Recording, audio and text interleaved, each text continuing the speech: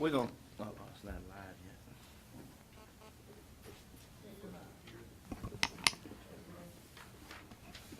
We're gonna call the Utilities Committee meeting to order. Roll call. We have Councilman Oliver Joseph, Chairman Pat Bell sitting in, Councilman Chris Lure sitting in, members absent, Councilman Dempsey Lambert, Councilman Shake Snyder, due to work, they could not attend. Mr. Bell, would you please give us a prayer?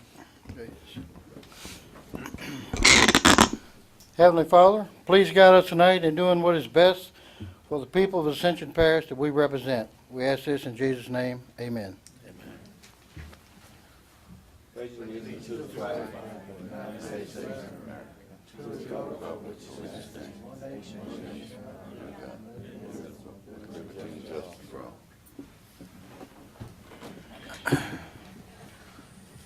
Anybody wishing to speak on anything on the agenda, please sign up with the secretary. Agenda item number 4, Ascension Parish Jail Improvement update. Mr. Cedric Grant, Mr. Donnie Gotro, and Mr. Kenny Matassa. Members of the council, this is a follow-up to the council meeting we had on last week where I was asked to come and give an update to the Utilities Committee on the jail project. What I can tell you is two things, and I want to focus on one primarily. The first thing I want to tell you is that we are due to receive the final plans for the jail sewer project on July 15th, which is next week. At that point, I will take those plans to EPA for their checkoff and approval. All of the permitting that has been needed for this project has been requested of the railroads, of DOTD, of the Department of Health and Hospitals, and DEQ. So my goal here is to have that and land acquisition done so we can meet a late September, October letting for this project. I hope I can make it much shorter than that. Everything's in line, but that's the goal right now with a completion May 09. Now, what I was asked to focus on tonight in which I think there's a set of drawings I have. I'm joined here by the architect, Ray Davizek, and he's going to give you a copy of this.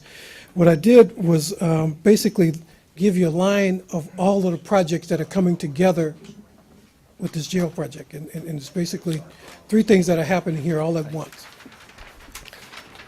The first is the jail itself, which you'll see in the dark shaded area. And it basically is outlined as the new jail expansion.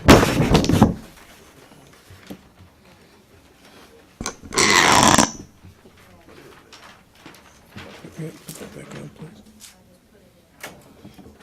Okay.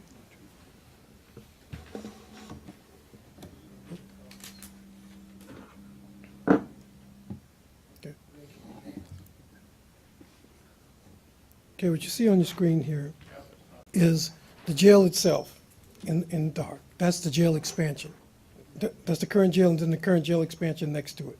What you see adjacent to it is also another box that's been drawn that basically is the rest of the property that anticipates some long-term future expansion. Let us hope that we don't have to look at that anytime soon, but that's what the site was originally planned as. Now, in the red, what's outlined there is the sewer transfer project as designed. It takes you from the current facility into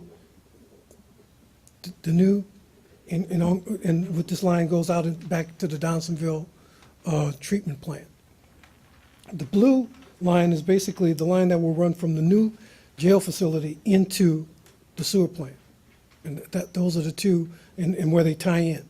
And stub outs have been put into the well system that you see there in that circular part of the red to accommodate them. Now, the third piece of this is a little bit off the map, and I'm going to pull up here, is basically now where the Lemonville sewer project terminates. Between this point where this Lemonville project currently terminates, and the Lemonville project is out to bid right now. We're expecting prices here within the next 3 weeks on that project. That's about 650 feet from there to the current well to tie in, and that is not funded at this point. Okay, so the Lemonville project that has been bid is basically a project to bring from Lemonville to this current point. And that's estimated right now, that connection is estimated to be about $35,000 to construction. The grant money Yes, sir.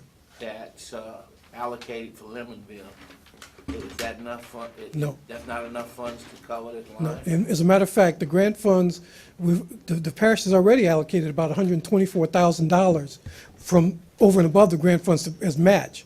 But the current estimate that I received before we put it out to bid was a $300,000 shortfall just to get to this point. So I'm telling you, to get here, we may have a shortfall. That's why I wanted to put it out to bid, so I could see what the pricing was. But from here to the connection is not funded at all at this point. So I just wanted to kind of get everybody's head in the game, and this is where we are. We have the ability to now tie all this together, but we do have funding shortfalls on the Lemonville project. Councilman Joseph? So, Mr. Grant, so we haven't came up with any solution to, The connection? make up that 35K? Based on our meeting last week, is when I got the estimate. So, I mean, this is hot off the press. I mean, I got it like yesterday. So I'll propose an alternative for that at this point. But I'm more concerned at this point of making the shortfall just to get the Lemonville project, period, at this point. We've got some options that we're looking at. Quite honestly, with a $200,000 or $300,000 shortfall on the other one, another 35. Once I get one solution is good for the other. But that's where we are now from a funding standpoint. Okay, and just because we're talking about that shortfall on Lemonville, have we calculated what the cost per customer will be in Lemonville for service? I mean, that's one of the things that when I was down there a couple of weeks ago, that's what they had asked. Right. I haven't finished that You haven't done calculation yet. any- But I'm, if I look at the numbers that we were looking at before, it's about the $25 Okay, range. all right, okay. But again, I really would suggest that we really look at this very carefully, because having done this is a significant improvement on the West Bank. If we can pull all of this together, this becomes a significant improvement to the utilities on the West Bank, and it offers the opportunity for a lot of future growth. What's the last point I want to leave you with is that running this line, which I didn't put on the map, back to the sewer plant, there's a bunch of owners that we've had to engage in servitude discussions, and they all are very interested in donating servitudes. Of course, they think the maximum improvement they could get out of it is a connection to the line, okay? But it's a force main, so it will require some engineering on their part, and that's what we're going to communicate with them, that there is the opportunity, but it's not a simple connection. This is going to be an engineered solution that if they want to connect. But if they do, again, another major significant shot in the arm in an upgrade for the utilities on the West Bank if we're able to do that. Yes. Mr. Grant, that line from Lemonville is also a force main line. Yes. And that's approximately going to be going about another mile and a half from Lemonville to the jailhouse. 650 feet. Yeah, so it's, better. And I don't know why, it had to be a force main from that area. I mean, it couldn't have been gravity force. It probably, again, here's hindsight for us all. If this had been coordinated as a project from the beginning, I absolutely believe that to be so. I think each one was done in isolation, and so it was doing what it needed to do. The jail project was doing what it needed to do. I think, with a little bit of forethought, we'd have been right there, and it's been a much easier How undertaking much for us. cost? Was the cost would have been about the same or a little less? Probably a little less of gravity versus force main. Thank you, Mr. Grant. Mr. Grant, how much we wind up having to pay the city of Donaldsonville for their capacity? I have not finished that negotiation at this point, but what they've proposed is basically $1 per 1,000 gallons, which is, I've validated that across the region. It's a reasonable cost. It's not an excessive one.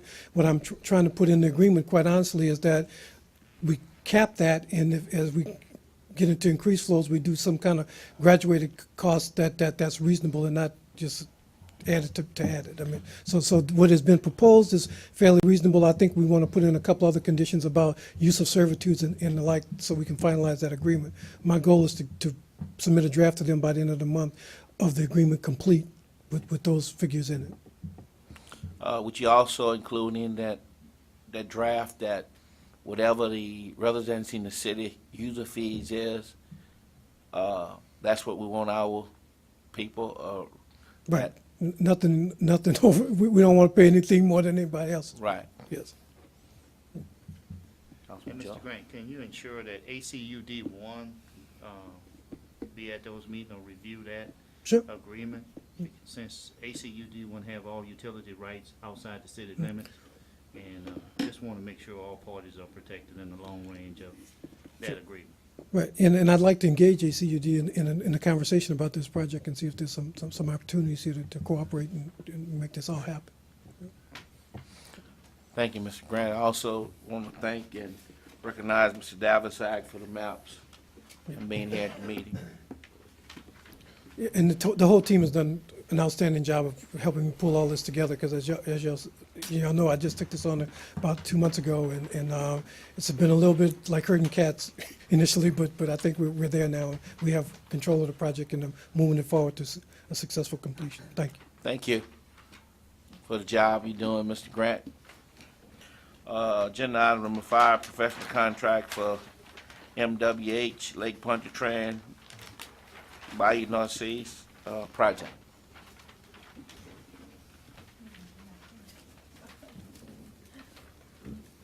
Mr. Chairman, members of the council, President Martinez. What we're here tonight for is that we need to do a professional contract for MWH. Lake Pontchartrain Basin Restoration, we were awarded, we went to the council and asked permission to go and apply for this funding. We were funded $131,000. I did put a detail listing at your place there so you'll understand what we did. This is through the Basin, EPA, and the University of UNO, the contracts. That's how it's been awarded. We've had 3 others in the past. The MWH was procured for the project. If at the time that we talked to administration that to move this forward, that they would stay with this procurement and move with signing the contracts. The contracts have been signed through UNO and the parish, and we now have to have a professional service contract separate for the engineering firm to complete this task. This all was approved and was granted on the grant application. It's been revised for the budget because we originally asked for 200. We were awarded the 125 plus our match. So we're basically asking for you to approve a professional service contract to move the project forward. Mr. Matas is here from the utilities standpoint to make the recommendation also. Now, Montgomery Watson has been there from the beginning on this project with Pontchartrain. They're the most knowledgeable. They have been to all of the meetings over there, and they helped Martha out with the grants on that and everything. They're doing a great job, and we'd like to see y'all continue to use MWH. If nobody have any objection, I so move. Motion made by Councilman Joseph, second by Councilman Lure. No opposition to the motion. Motion passes. Thank you.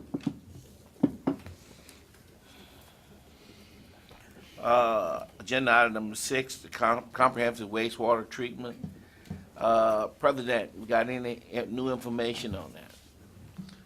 We've stirred up a lot of interest. We have a lot of firms, and basically what I've asked them to do was to, if they were interested, to put proposals together, and around October, we'd start giving them to the utilities committee to look at and study and see which ones they want to move forward to the next stage. So you may end up with 6, 7, 8 different proposals to look at, and hopefully we can get a good deal for the parish. And I've stressed that funding was one of the most important items that they needed to come up with. Councilman Joe. President, I mean, these proposals, I mean, this not gonna cost us anything. Not a thing. I just wanna make sure that, you know, lately, you know, in the past, we always had proposals, but it had a dollar figure behind it. Well, this was the past. We're in the future now. I just wanna make We're in sure. the that, present and going to the future, but you know, that's not going to sometime happen. we slip back, go back in time, you know? Well, I understand y'all made some decisions back then. Thank you, Mr. Okay, President. thank you. Anybody have anything else? Moving right along, breakdown on parish-wide system. President, I want to know a breakdown cost, what it costs us to maintain the Darrow plant, the other plants that we have online. I think Dollar figure. we'd given you that, but we'll be glad to present it at the next. Each plant, individual plant, Well, not we just. had that, but we will get it to you. And we will get it at the next committee meeting, Utilities Committee meeting. We will present it to you, unless you want to bring it to a full council meeting, but No, I'd rather sir. go through here Fine. first. Okay. And we'll also look at the future cost and try to put a hard number on Lemonville, on that system for the future also, if we can, as best we can project it. I mean, it's getting to a point where it's very, very expensive, so the numbers, you know, we got to make a decision at some point in this parish, which direction we're going in. But at least on the West Bank, things seem to be moving along well, and you'll have that infrastructure in place, and for future growth, it'll be one, at least part of the parish where the infrastructure was there before the people was there and the businesses were there, so. Thank you. Anybody have anything else? Okay, new business. Parish President, I would like for you to get our attorney to draft up won't try to start a consolidated utility district in Darrow, that #2 water district that has a boundary. That's part of the parish where gonna start experiencing some growth. Okay. I'll get with Miss Manda tomorrow and ask her to start working with you and maybe get in touch with you, and we can look at past documents where some of those districts were created and do some research and report back on you at the next Utilities Committee meeting on that also. Thank you. Councilman Joe. What is the what is the goal? I mean, what are To you looking? create a utility district in that area. Well, We're buying water right now from Baton Rouge Water. Okay. They're managing, we're buying from St. James, Baton Rouge managing the water system. So we still have chance to Okay. control the water in that area. You're talking about from the Panama toward the river, Right. in that general vicinity, Yes, sir. wherever. We can get a copy of that water district #2 boundaries Yeah, the Darrow. in Darrow and follow that. Okay. All right. Sounds good. Councilman Joe. Yes, Mr. President, if you don't mind looking at the Baton Rouge Water Agreement and looking at Geisman Water District #6, they have a debt that paid back like $400,000, and when that agreement was signed, those people are still paying that debt back right now, but yet Baton Rouge Water is collecting it and paying it. I thought when that franchise agreement was signed, they should have incurred all those debt. I think the agreement with that water, with the water district there, originally, I think Baton Rouge Water is the one that built it and contracted with them to do it. So that was something that Baton Rouge Water had already owned. But they didn't have a Prior to the franchise agreement franchise. with Ascension Parish. But they had an agreement with that water district that the debt would be paid by the water district. Councilman Joe, back when Baton Rouge Water started supplying guys with water when their water went bad, they got together and they formed a water board. And at that time, they agreed to pay back for the capital improvement that Baton Rouge Water was gonna make. They agreed to pay so much per month, per person, per household. And that's how they wind up with water for so many years. They also did the same thing in Pelican Point. And that was the only way at that time to get good water. I think, you know, my opinion alone, and I know I was here when that franchise signed, but unaware of that situation there.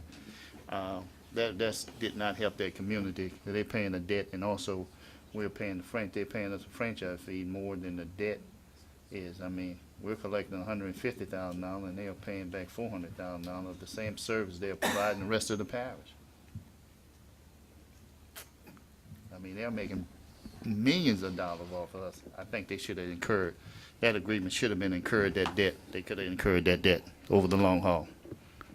That could have been negotiated, Mr. Oliver, but that was, again, in the past, and you were here, and that's one of those proposals that you paid for. Yeah. So, Councilman Lure. Well, I know I don't usually serve on this committee, but I wanted to take the opportunity since I had a chance to ask just a question about lighting districts, basically. I know we have individual lighting districts.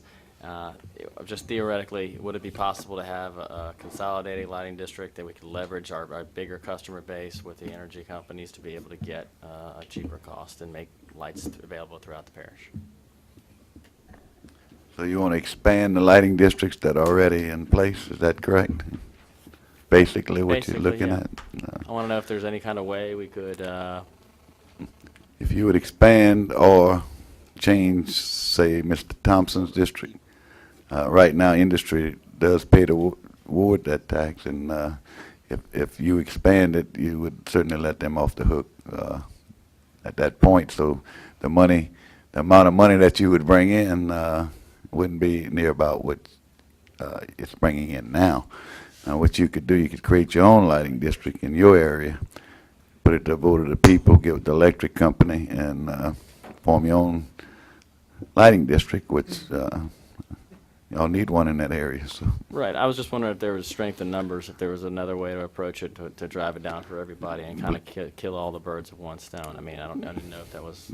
this is something that has been discussed for many, many years, and through many, many councilmen and police jurors, and but of course, if Mr. Thompson's willing to do that, it's certainly something that could be looked at. Sorry, man. I'm going to put you on the spot there. Last time I ever served on this committee, huh? Well, Councilman Lure, I think that it wouldn't be hard if you wanted to push to do a lighting district in your area. Well, I'm sure that it probably passed. At one time it wouldn't, but it'll pass now, I'm sure. Well, that's something. I mean, we are. I definitely want to consider it, and I think we are looking at it. I was just wondering if there was a way to do it for everybody in one shot. So. Well, thank you. Appreciate it. Okay, old business. We're gonna talk a little bit about the Herville sewer system. Mr. Lynn Chance.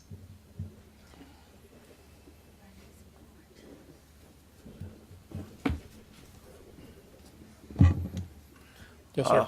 What's the status of the Herville sewer system? The treatment plant finally passed the leakage test last week, so it's now ready to accept wastewater. There's one sewer main that is holding some water that we have requested that the contractor do a TV inspection of, make sure it's cleaned properly first, and then do a TV inspection so that we could properly inspect that line to see what the cause of it holding water is. At that point, once that line is passed, that's the last of the sewer mains that need to pass inspection and testing. The system would be ready to accept wastewater from house connections, and house connections could proceed. Right now we have 10 house connections that we can do that are outside the 1,500-foot limit of the levee.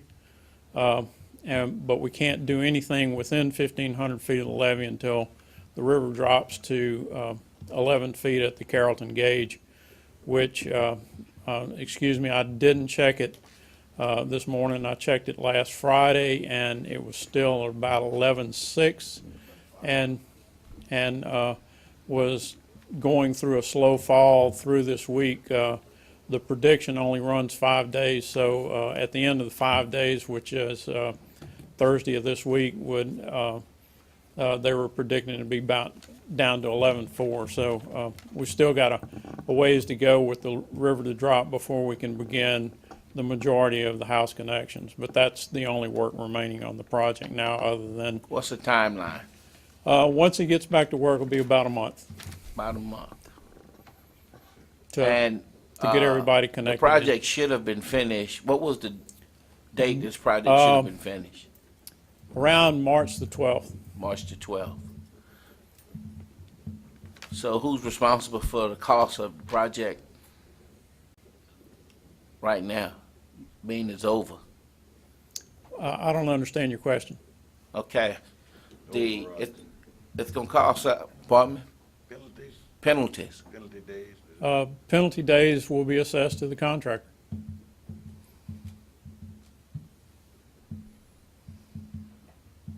In accordance with the liquidated damages provisions of the contract. The contractor's not asked for any additional days, and so until he asks in writing, there's no provision to just automatically grant days. So from that point in time, at this present time, he would be assessed liquidated damages. Well, then I'm not even allowed to go out in Harryville right now because the people are saying that we did Darrow and we did the whole little area of Darrow in a lot shorter length of time than we're doing with 2 streets in Harryville. We did have a construction hiatus, though, in Darrow for high river conditions. So everything didn't go absolutely smooth in Darrow because we did have a period of time when they could not work in Darrow also. President Martinez, I don't think anything should be paid out on this project until it's completed. We'll look at that. I think we pretty much paid everything up till now. What about the roads? Roads hadn't been We're done. still waiting on a decision on the additional cost for fuel and materials on the roads that Mr. Grant was looking into. So, Okay. nothing's happening on that right now. Who's asking for the fuel costs on the road? The subcontractor on the project. When I spoke to the subcontractor, he says he's not asking for fuel costs. I Mr. Dagan. talked to Karen, and she said they are, so. And she's the one that wrote the letter, Okay? so. Well, the subcontractor is, the contractor's responsible for the sub anyway. Is that correct? Correct. So, I mean, that's really not your, It's not our no, responsibility. the contractor has to come and ask you. But I would what the think. contractor has. The contractor's made a formal request for a change in contract price, and that was brought to this committee 2 months ago. So Mr. Daigle was probably right when he said he didn't make the request because the contractor made the request.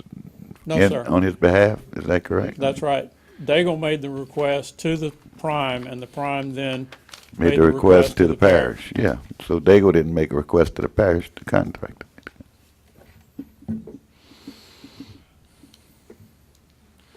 What you think about this, Mr. Martinez? How you feel about this project? I think it's been a project from hell, and I don't think it shouldn't have been this way. I think we've really been a disservice to the public. I just think we had some problems with the contractor and other problems with the river here, and hopefully in the future we can screen our contractors. And I know that we can't do that with the low bid with the law, but I mean, we can certainly look back on this one and say that we had some bad experiences. I just think in the future we just need to just look at things before we just jump into them. And I think this project, again, wasn't a well coordinated. It was coordinated a lot better than the jail project up to this point. But we just had some bad experiences with a contractor, and course, with the inspections and with the overruns, it cost this parish a lot more than it should have cost. Well, I grew up on the river, and I know a certain And I time grew of up the year, too. Right. when the river is high, people yards hold water. But we didn't have to get to that point. Is where I'm getting to. We should have been a lot further ahead of the game. Councilman Joe. Yes, I'd like to ask Mr. Grant, what is the status on that request from the contractor on the additional cost?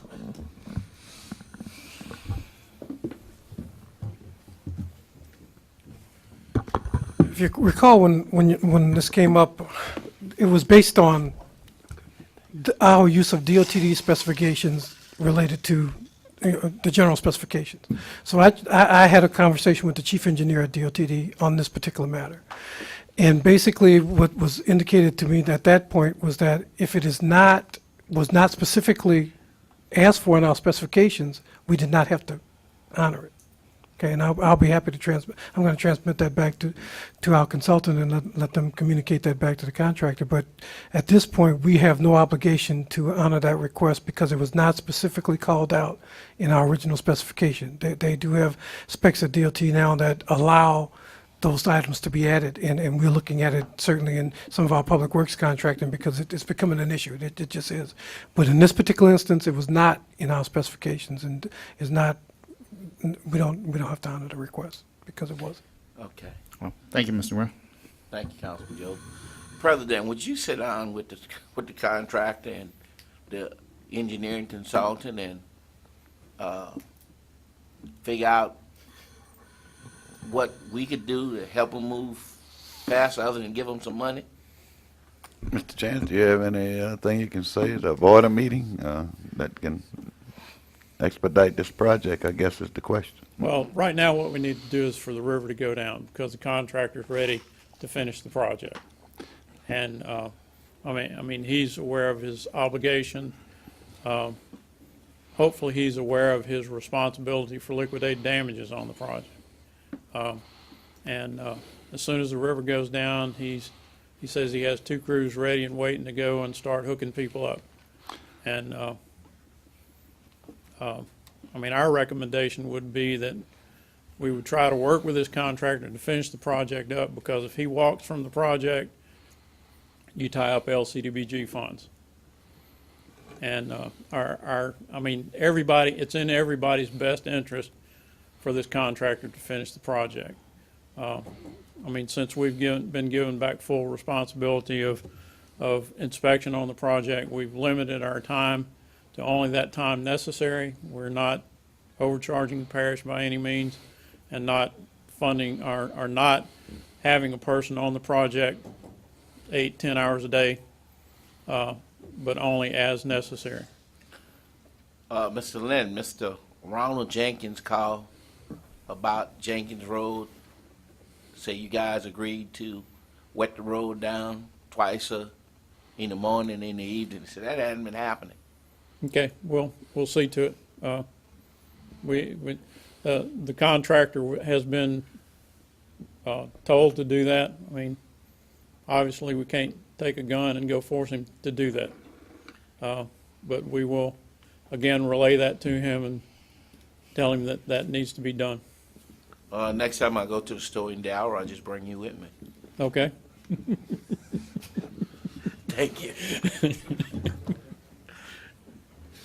Mr. Martinez, you have anything? No, sir. I think we've covered it all. So. Anybody? Make a motion to adjourn.